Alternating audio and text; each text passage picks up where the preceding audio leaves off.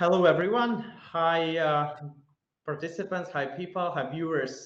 Today, we're going to have an interview with Team Heng, which was awarded 4 times an Excel MVP award, and who is the director at SumProduct. Team has over 15 years of experience in developing and reviewing financial models across a range of industries and sectors throughout Australia and internationally. Tim also was one of the hosts of recent Microsoft Excel battles called Battle 16. Hi, Tim. Hi, Max. Thanks for having me here. Hi, great. I assume, Tim, that 15 years of experience in financial modeling were mostly in Microsoft Excel. But still, being awarded 4-time Excel MVPs, could you please explain how did you get there? Why did you decide to choose the Excel path? Why not other Microsoft Office tool or any other direction? Why did you like it? What's so special about it? Yeah, that's a great question. First of all, yes, 15 years experience is entirely in Microsoft Excel, really, because you can't really do financial modeling in other tools other than Excel for the most part. The only exception to that right now is a Power BI book that our team's writing, but that's a separate issue. We'll talk about that another time. But in terms of Excel, like why Excel? Why is Excel so special? I've actually written about this in the past. Excel is versatile. Excel is this balance of power, flexibility, and ease of use. And that's essentially the main reason why it's not going to get overtaken by a lot of other software tools. You hear people say Excel is going to be dead. 15 years ago, they said Excel is going to be, it's going to die. It's going to get taken over by specialized software. 10 years ago, they said Excel is going to die. It's going to get taken over by, dedicated software, cloud-based software. 5 years ago, they said Excel is going to die. It's going to get taken over by artificial intelligence and automation and whatnot. Right. And the reason it doesn't is because, like I said, it's got that balance, right? A lot of specialized software tools have a lot of power, a lot of flexibility, but are really hard to use. You've got other tools that are really flexible, that are easy to use, but actually can't do very much. You've got tools that are very powerful and easy to use, but perhaps can't actually solve a wide range of problems. And that's really what makes Excel so special, the fact that it has that balance of the three. So you can take something that is financial modeling oriented. You can use Excel to manage your HR data. You can use Excel to plan your holidays. There is such a wide variety of things that Excel can do. And it's really easy for the users who are working in any of those fields. So I mean, that's really the key thing about why it's so special. We've also seen that Excel is also, while it's easy to use, it's also quite hard to master as well. We've seen the Battle of 16 and all of the FMWC events. We've seen some very skilled individuals at work, and not everyone can get to that level. And so there's always something that you can learn, something better that you can do in Excel, and being more efficient, being faster, being creating things that are more robust or more transparent and easy to use. There's always something new to learn in Excel, and even having worked in Excel for so long and being an MVP, one of the things you realize when you're an MVP is that you don't know anything about Excel, and there's always someone who knows something else that you don't know. Um, and that's the great thing about Excel. You're always learning new things about it. And better yet, Microsoft are sort of pushing more things into the product as well. So there's always more to learn as well. So that's why I love it. Right, right. It's probably even when you learn new things, you're like saying, "Oh, I could have done this better and faster in Excel before if I could have known this thing." Oh yeah, absolutely, always. You see, like the thing that blows my mind at the moment in Excel is Power Query, right? And I know so far in the FMWC there hasn't really been that much in the realm of sort of the modern Excel type tools. But Power Query is one of those things where for the average Excel user who's taking data from a system, bringing it into Excel, doing some calculations on it, you can automate tasks. You can save hours and days of time. The story that my business partner likes to tell is of one financial controller that we spoke to at a conference once, who came to a course or came to a seminar and learned about Power Query, and then took us aside and said, look, can you possibly help us with this problem? Because I'm spending like 4.5 hours each Saturday every month to run this report. And it's outside of my work hours, and I'm doing this, and it's just taking so much time. It's like half my weekend gone. And then we showed her how to do it so that it just runs in 8 seconds. And the amount of time it would take her to run it normally is the amount of time that it would take her to automate the whole process in Power Query. Yeah. And the amount of elation she had about being able to have her Saturdays back, and combine that with the despair that she had for the 2.5 years wasted running this report every Saturday. It was amazing to see how someone's life can be transformed just by something simple in Excel. I think Yeah. it's great. At the same time, I also look at other people who, you look at things that are done in other softwares, and you think, oh yeah, I could do that better and faster in Excel. Of course, Excel's much better at this. But then it flips around the other way as well, where other people will look at Excel and say, well, how come Excel can't do this, right? I visit a lot of sites like Reddit and Discord and Stack Overflow and whatnot, and people, this is where people ask for help in Excel. And there's all these people who say, oh, look, I'm new to Excel, but how do I do? And then they ask for these insanely difficult things to do in Excel. Um, these are tasks that are usually quite easy in their own practice area, in their specialist software, but are really, really tough in Excel. And I was thinking about this, like Access is a really great example of this, because there's one feature in Excel that often people request, can we have a data entry form in Excel, right? So just a place to be able to enter some data in, hit a button, load that into a table in Excel, move to the next page and start entering the next one. In Access, this is trivial. That's kind of built into the software itself. In Excel, this is really hard. You need to build a user form. You need to set up all the fields linked out to tables, linked out to macros, push everything around and clear the buttons and everything. It's really difficult. Of course, specialized software is going to be able to do things better and faster than Excel sometimes, but can it do as much? Is it as flexible? Probably not. So that's Yeah. that's Yeah. where we Yeah. that's where we go with Excel.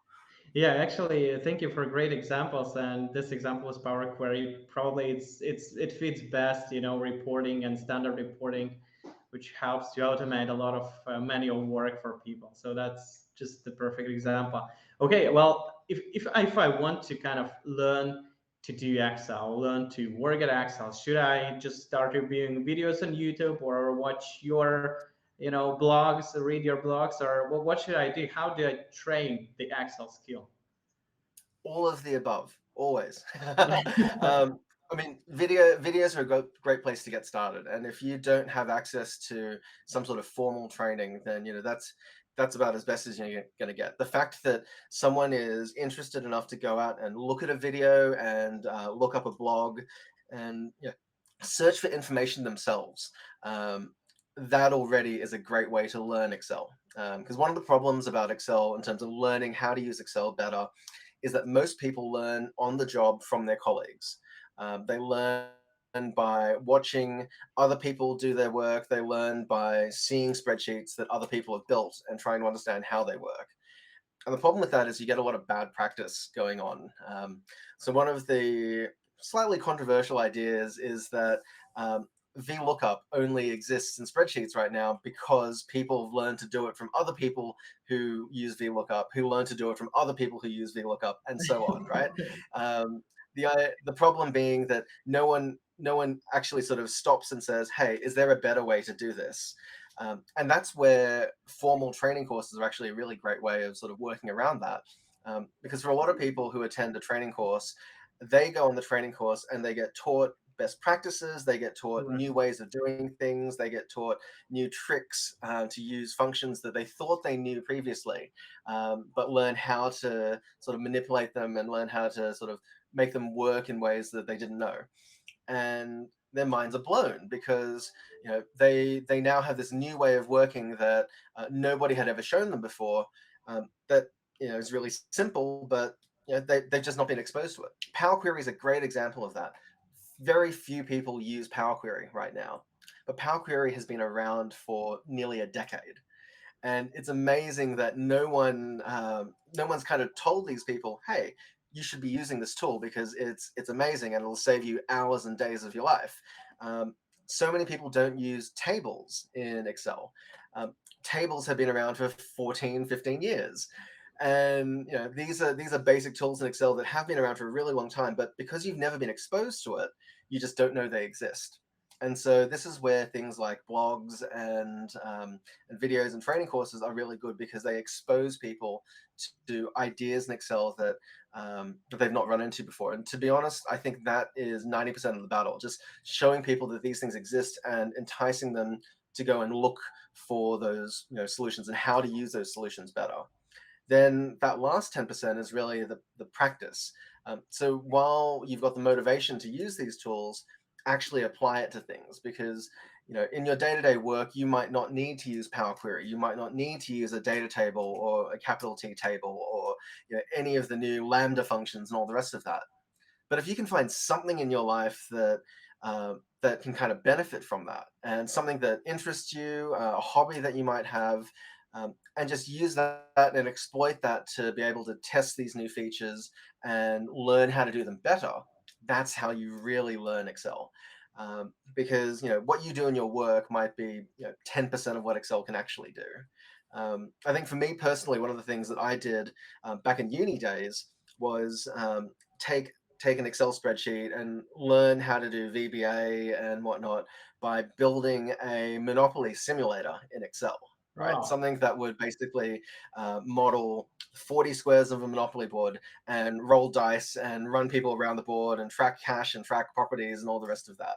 And that was a passion project of mine, right? I spent like a year sort of putting it together while studying and whatnot. And the thing is that something like that is encourages you to go out and learn more, right? Because if you're just doing it for Yeah. work, you kind of learn enough to finish your task and that's it. But if you've got a project that is bigger than that encompasses a wider range of potential tools in Excel that you could use, that you would constantly want to tweak and optimize and make better, then you're always going to be looking for new ways to make it better. And I think that's what you really need to sort of learn Excel. And that's a bit of a passion thing. Not everyone's going to have that sort of passion for a spreadsheet. For a lot of people, it's just, I'm using this to plan my holiday. Fair enough. But hey, take your holiday plan, put it in a map, and set it up so that you can work out where you're going and plot points to show your travels around the world. That sort of elevates your Excel spreadsheet from just another sort of hard-coded document and plan of where you're going to a visual sort of dashboard showing all the things you're about to do and all the money you're going to spend on all those destinations. Something a bit different. Right, right. I actually, yeah, I actually love your example of modeling Monopoly in Excel with throwing a dice, and I think it's very exciting. It's a place where Excel is becoming a little bit more fun than just crunching numbers, spreadsheets, and tables to do the budgets. It could be actually a game style and so on. So it's really nice. Have you tried to compete in any Yeah. competitions like in Excel competitions like before? I know you're doing the financial modeling, so maybe you've competed in some of those before. I had the opportunity to, and I turned it down at the time. I, I think at the time when ModelOff, who were really the pioneers of the whole financial modeling competition type event, got things going, I was doing financial modeling, and I didn't particularly want to get humiliated by other people in the financial modeling industry. So I thought, look, I'll stay out of this one. And as it turned out, the company I was working with at the time were a sponsor of ModelOff. So I ended up getting involved by producing sample solutions for ModelOff and loading them up onto the ModelOff website. So that was my involvement in the competitive level. So what I would do, I would actually sort of take the ModelOff question, I'd time myself, give myself the same amount of time pressure to try and solve it, and then see if I could build a model solution. But then sort of just with that added pressure on myself, don't just build a solution that sort of hacks numbers together and looks ugly at the end of the day. Let's build something that's really elegant and pretty and uses all the best practices and the styles and everything in the 20-minute timeline or in the 40-minute timeline, and see if I could do that. And 99% of the time I actually could. So in Uh, hindsight, if I competed in this, maybe I could have won a couple of years or something. Who knows? But it's probably something that I think I'd probably do reasonably well in if I wanted to, because I think all the best competitors have been financial modelers and in either consulting firms or your big four firms, boutique right. firms, your big banks. And that's my background as well. I used to work in banking. I used to work work in a consulting firm. Train modeling. Just like the guys from Operas and F1, F9, and so on. So I mean, theoretically, I've got the pedigree to be able to do well in there. I think the boat's probably passed though. I think it's much safer being on this side of the bench than the one being under pressure, trying to do things in 10 minutes live online. So I'm quite happy where I am right now. Thank you. Yeah.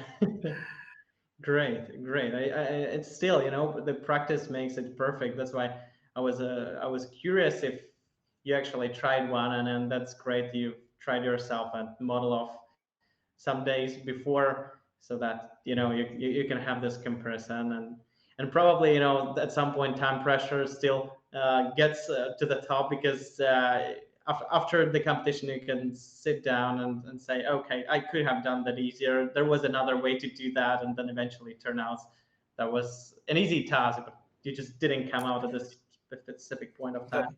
that's right. I mean, the Battle of 16 is a great example of that, where I don't know if people are aware, the hosts received the questions in advance of the battle, and so we had the opportunity to run through them. And so for a 10-minute battle, I tried to take the time. Let's set aside 10 minutes and see how far can I get with this question. Okay. We didn't have the answer grid for the question, so we don't know how accurate our answers were, but it gave us a very good sense as to, is this achievable in 10 minutes? Should we have been able to score the 1,000 points, or would we be expecting to maybe score the first 300 points, and the rest might be up in the air?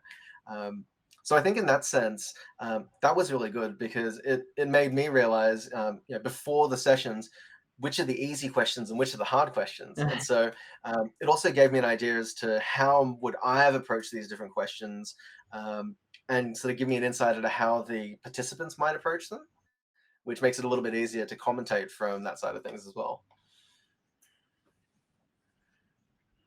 Right, right. Just to mention, Battle of 16 is the one of the battles that were launched by Financial Modeling World Cup. It's the second Excellence Esports battle, and Team actually was one of the hosts of this battle, where top financial modelers in the world has competed to actually win this Battle of 16 match. So, Team, as you were the host and you touched upon this topic, maybe you can just express a couple of thoughts in general. So, what do you think about this direction? Because before there was, I can't recall actually an Excel battle where you put person head to head, one to another, to actually compete, and one versus another in the Excel. It isn't that crazy? I mean, It is very strange. It was not something that I expected to see in my lifetime, to be honest. I think Excel as an esport is a great innovation for Excel, for Microsoft, for financial modeling, I guess, as an industry, just to raise the profile of the industry as well. I think that it's a really exciting sort of concept. Um, one of the challenges that I had in my mind is to when this whole idea was first raised with Excel as an esport, is, can this actually be done?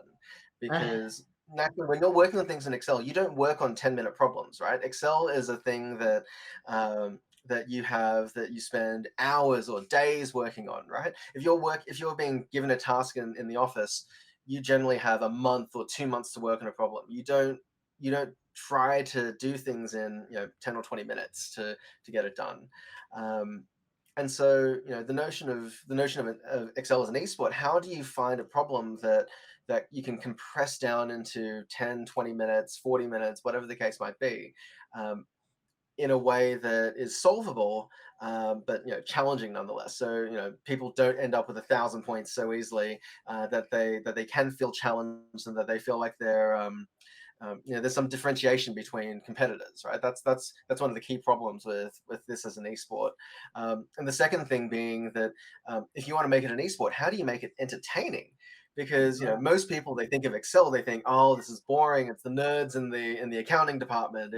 It's all these people that you don't normally want to spend time with, at home on the weekend and whatnot.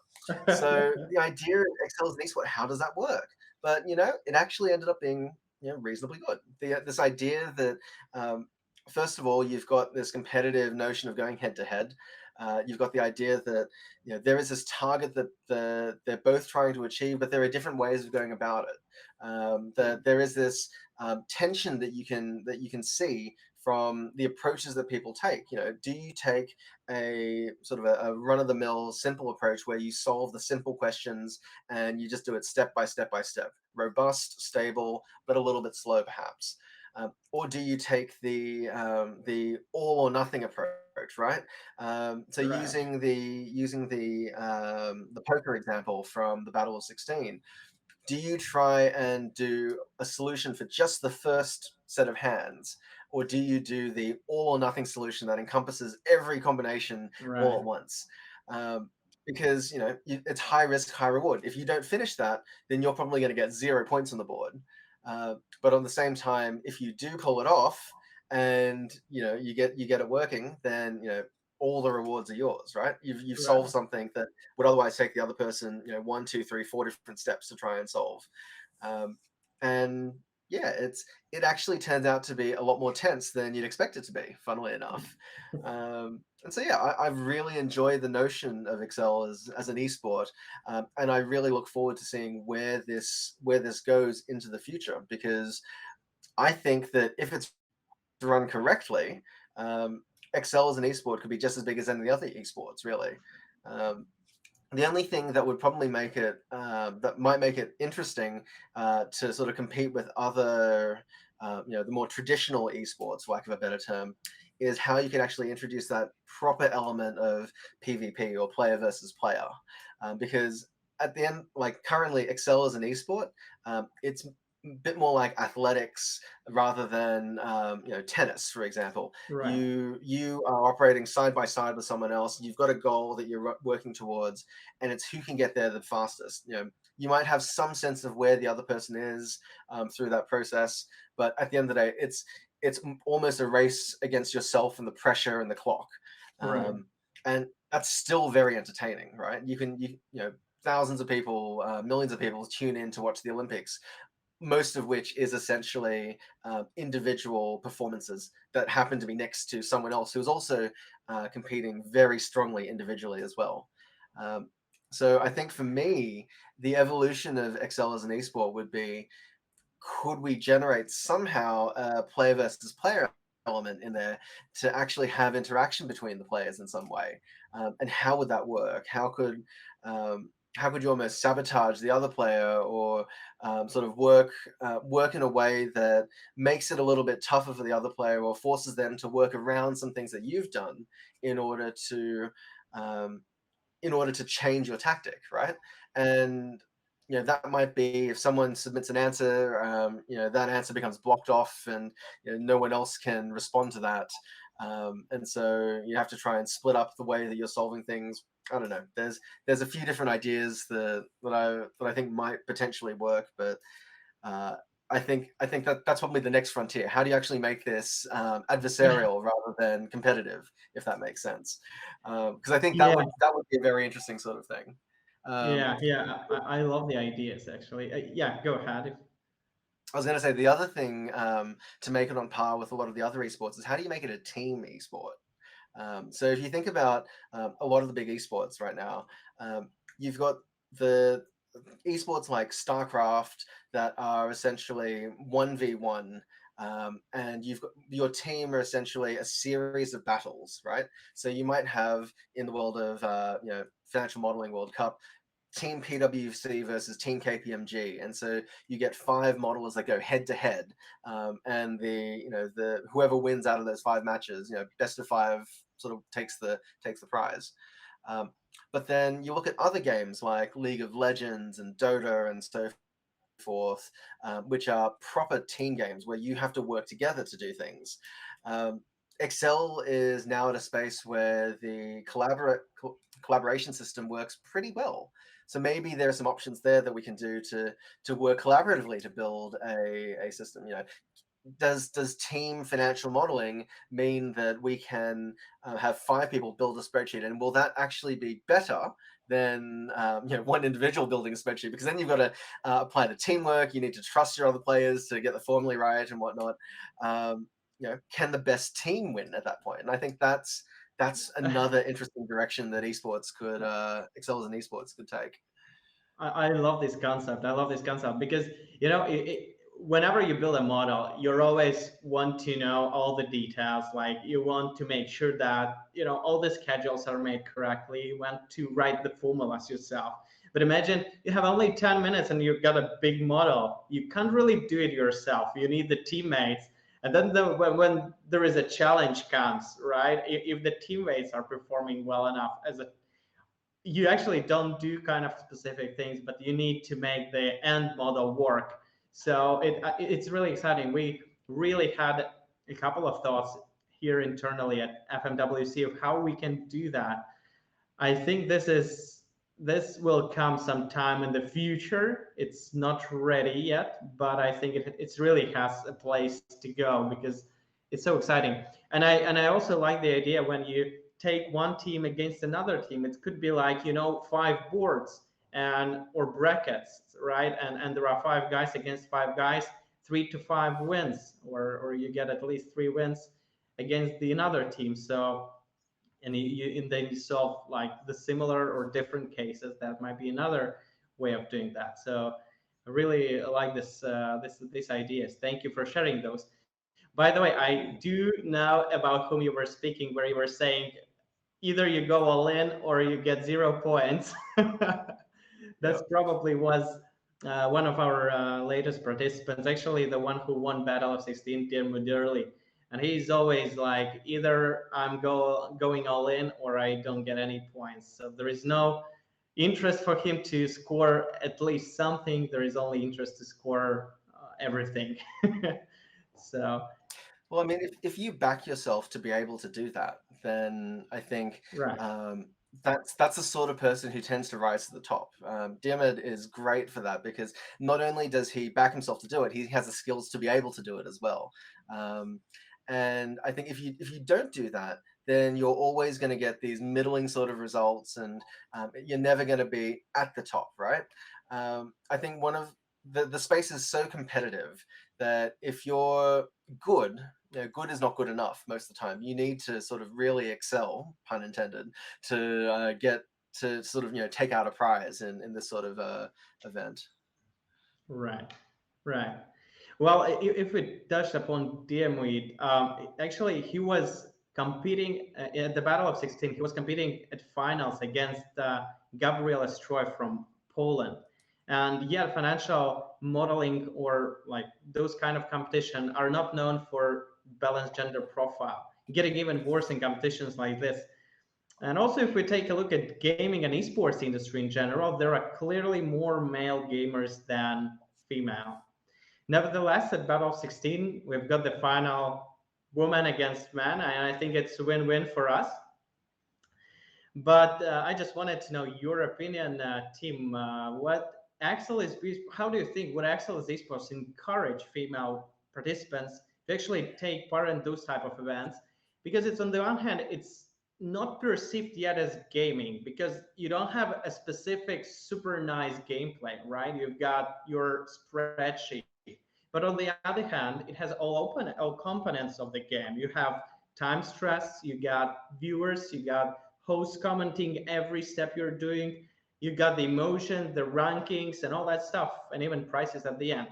So, what's your vision on that? Would that encourage more female to join esports industry? Yeah, it's a tricky one. I think I think you pointed it out that women in esports aren't a combination that you normally associate, right? the esports industry is quite well known for being very male biased, and there probably aren't enough women in the industry overall, I think. And as you say, that's very much the case in the Excel sort of space too. In esports, I don't know that esports is how we bring more women into this sort of industry. To be honest, one of the challenges with esports is that it's time outside of your work and outside of your other commitments in life. And one of the problems that I found with the model off competitions initially was that from a time perspective, it was time that I would need to set aside that would otherwise be family time, or some sort of antisocial hour of the night to be able to run this. Um, and what you find if you're trying to increase female participation is that all of those activities outside of hours that would compete um, with either family time, or dealing with children, or dealing with anything else that kind of takes priority, like personal life, um, you'll find that that will decrease participation overall. I would probably expect that the majority of esports and of the people competing in the financial modeling space are probably more likely to be um, younger professionals who don't necessarily have the same sort of commitments outside of um, either outside of their work life, or alternatively have a work location that's very open to them participating in these sorts of things. Um, and so, for a lot of the consulting firms, they use this as a means of advertising, right? It's kind of their best people competing and sort of showing off how good they are as a consulting firm. Because if you perform really well, then that's sheds a good light on where you're working. Right. So I think that it's difficult to try and find that balance between um, setting up something that encourages more people to join in and making it easier for people to join in, and also simultaneously doing it at a time and under conditions that would not sort of interfere with their ability to carry on their own personal life. And to be honest, I think esports, um, or I think the competitive aspect is probably a way to go about it, but I don't know that the gamer centric approach might be the way to angle that. And I actually have a good example of this in the gaming space, based on a competition that I've seen in the United States in the past. Um, there was this competition called the After Hours Gaming League, that was essentially a company based amateur competition. So it wasn't sort of the best in the world competing. It was a company charity based competition, I believe. So you had Amazon competing against Google, competing against Microsoft, competing against Riot and all the rest of those, right? And the idea was that they would basically pick a team within their organization to compete in Counter-Strike, in Hearthstone, in League of Legends, and so on, against other teams picked by the other companies. And so it ended up being this intercompany rivalry type thing that you could sort of compete against. And that seemed to work really well, because it meant that you didn't need to be this ultra skilled professional who devotes their entire life to, in our case, Excel, or in their case, gaming, to be able to compete. It could be your average person. Joe from accounting is competing in this match, or Bill from IT, or Jane from HR. These are all people who can just get involved and be chosen for the squad who competes. And I think in some respects that to me is a nicer way to get more women involved, because I think that um, as a broad esports and competition, what you tend to find is the consulting firms tend to rise to the top, and they're the ones who will compete the most. And consulting is one of those industries that's very heavily dominated by men. But if you flip it around and you go in-house, what you find is the gender balance in a finance team is actually much more even than you would find in a consulting firm that advises the finance team, if that makes sense. And so I think a company-based competition would actually probably help even up that gender balance, and sort of move the competition in the sort of gender direction that you might be looking for. Yeah, yeah. I can actually, I wanted to add to your quote that you've mentioned that, for esports industry, you probably need to take out your family hours or your free time to actually compete. But I just wanted to add there that what I like about Excel as esports is the possibility to actually, because esports professionals compete in tournaments, but in order to compete, they need to get through a lot of tons of hours of actual gameplay to actually get good enough to compete in tournaments. When we talk about Excel, well, it's not really the case, because if your work is closely tied to Excel, if you're a data analyst or you're working in finance, or even if you're like accountant or whatever you are, I mean, in most companies, people use spreadsheets for different things, budgets, expenses, and plans, whatever it is. So if you're doing it on a daily basis, imagine you're spending your time training your Excel gameplay to compete in tournament. You don't need to do that in your free time. Of course, if you want to win the tournament, you probably need to do some extracurricular activities, but still you can participate at a decent level because you're doing it like on a daily basis. Yeah, I think it goes back to the point we were talking about before, like how do you learn how to do Excel? And I've seen plenty of people who work in Excel day in, day out, and never get better because they're not applying themselves, right?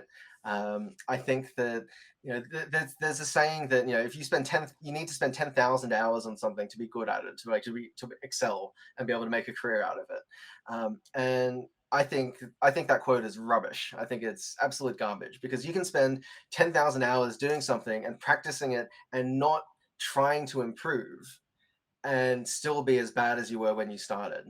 But the 10,000 hours, if you spend half of that actively trying to get better, that's where you see that improvement. And so I think the people who do actively try and get better are probably, to be honest, the ones who do it on the side and do the extra activities on the side and sort of have their own passion projects. So I suspect I suspect that those sorts of people are still the ones who are going to rise to the top, and male or female, whoever they are, they're still the ones who are going to be competing at the top ends of these competitions. Right, right, Um, right. but yeah, definitely, those people. There are plenty of people in corporate who I'm sure would love to get involved in these, and I think you could probably raise the profile of them just by finding by sort of transitioning to that team-based environment, which I know you're saying is working towards and getting there. I reckon that will be a great way of sort of opening up to a market that just simply don't even think that they've got the skills to sort of compete in FMWC. Right, right. Tim, this November, December, there will be an FMWC Open happening, and this kind of championship is open to everyone. So every Excel user can try himself compete against another. And according to some previous Microsoft announcements, there are from 750 million to 1.2 billion of people using Excel on a daily basis for regular working needs.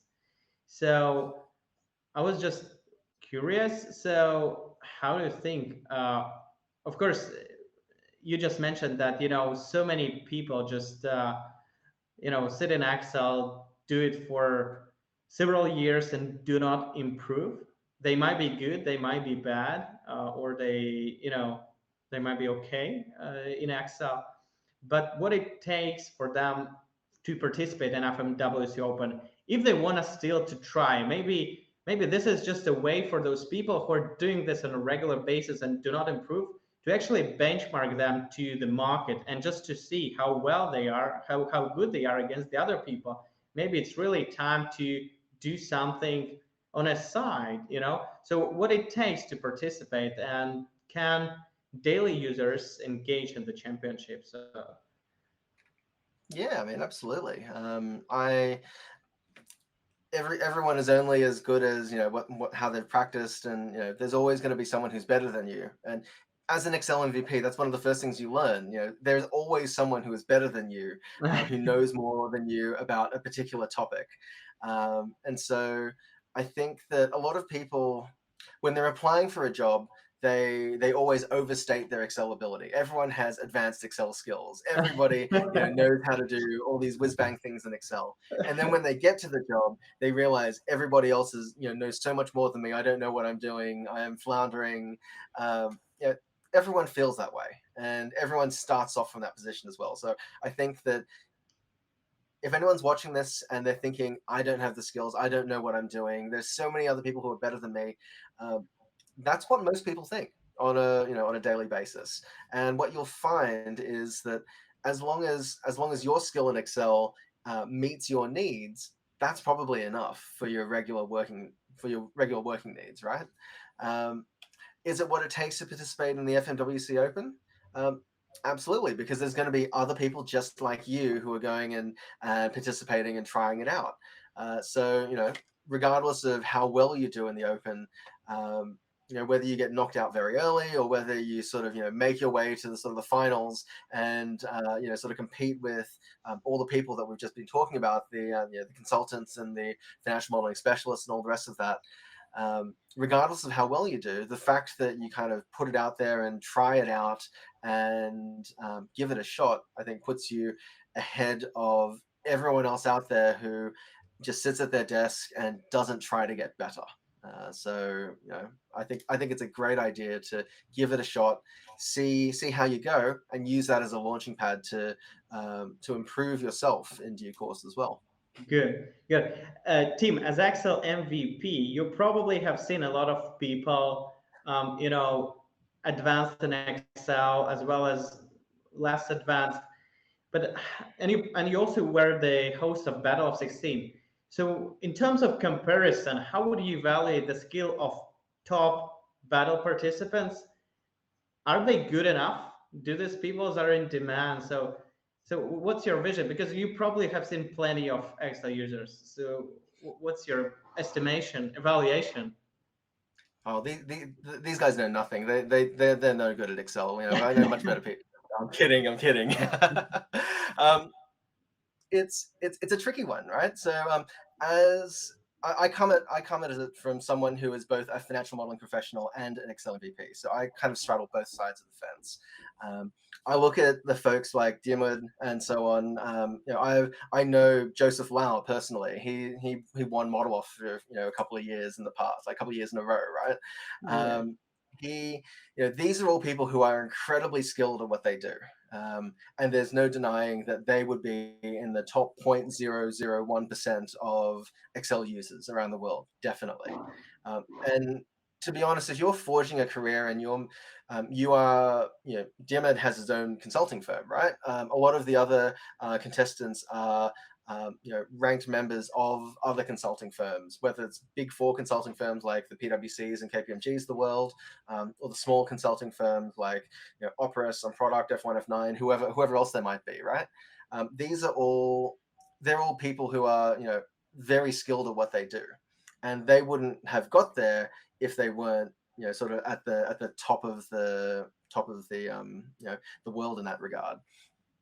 Are Right. they good enough? Absolutely. These people are massively in demand. If I thought I could poach someone like Joseph or Diarmuid, I absolutely would. As a financial modeler, as an Excel professional, because they know their stuff. They know what they're doing. The problem is Diarmuid owns his own firm, and I'm pretty sure Joseph is the head of his department, so he's not really going to be going anywhere else. So in that regard, it's really difficult to try and get these people at times as well. Yeah. I mean, that being said, you compare them to the folks who are Excel MVPs. Now, the MVPs are people who are really good at what they do, and they are, they're MVPs because they contribute to the community. We record videos, we write blogs, we sort of answer questions on forums and whatnot. But at the end of the day, we're not doing this under pressure necessarily, or to the strict sort of time requirements that being a consultant often sort of throws you under. So, there aren't necessarily the same sort of time pressures between a financial modeling professional and, just any old MVP. I think Cristiano competed in the Battle of 16, and he kind of straddles both fences as well, where he's an MVP and he does a lot of the contributions. I think he does financial modeling as well, if I'm not mistaken. Mm-hmm. But you can see even he kind of struggled in the Battle of 16 because it's really tough, and it's really tough to compete under the time pressure Right. against people who are, again, at the top of the world in terms of their ability. So.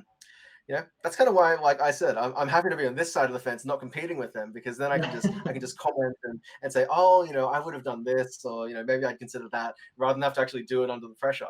Yeah. But for those who can do it under the pressure, that's great.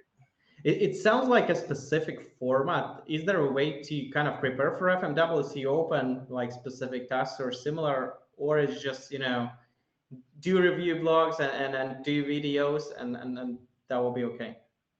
Oh, it's a tricky one, right? So I mean, for me, the way if I were advising someone how to prepare for the FMWC Open, I would be looking at the past papers, for example. What were some of the other FMWC questions in the past, and practice those, right? So whether it's the ones from the Battle of 16, which I think are available on the FMWC website, is that right? Can Yes. people purchase those still? Yeah. Yep. So I mean, I would take a look at those, and I would try and prepare answers to those within the time frames, and see how you go. Then do it again with no time frame, and just see, can you think of other ways when you're not under pressure to solve the same sorts of problems? For everything in Excel, in my mind, like one of the things that my very first boss told me working in Excel is that when it comes to doing anything in Excel, all the skills that you have, your ability to use Power Query or VBA, or to integrate Excel and Access and Outlook and whatever else, how to use a VLOOKUP, right? These are all tools in your toolbox at the end of the day. If you think of the carpenter, the tools aren't what makes someone build a house. The tools are simply what you use to build the house. If you have more tools, you've got more options at your disposal to tackle any particular problem. And that's kind of how I look at things in Excel. By having a wider range of tools at your disposal, that gives you more ways of tackling different problems. But at the end of the day, you still need to have practice looking at a problem and thinking, how do I apply those tools to that problem? And so, it's one thing to watch the videos and learn what the tools are. It's another to actually get that practice experience of taking those tools and putting it into a problem context and trying to solve a problem. And that's what I think people really need to do to prepare for the FMWC Open. Yeah. Thank you, Tim. That's a great insight. I think for everyone willing to participate, and this is the way to prepare. Thank you, everyone. Thanks for listening to us. Today, we were with Tim Heng, four-time Excel MVP, Director at SumProduct, and the Professional Financial Modeler, and Max Sich, Chief Operating Officer at Financial Modeling World Cup. Thank you, Tim. Thanks, Max.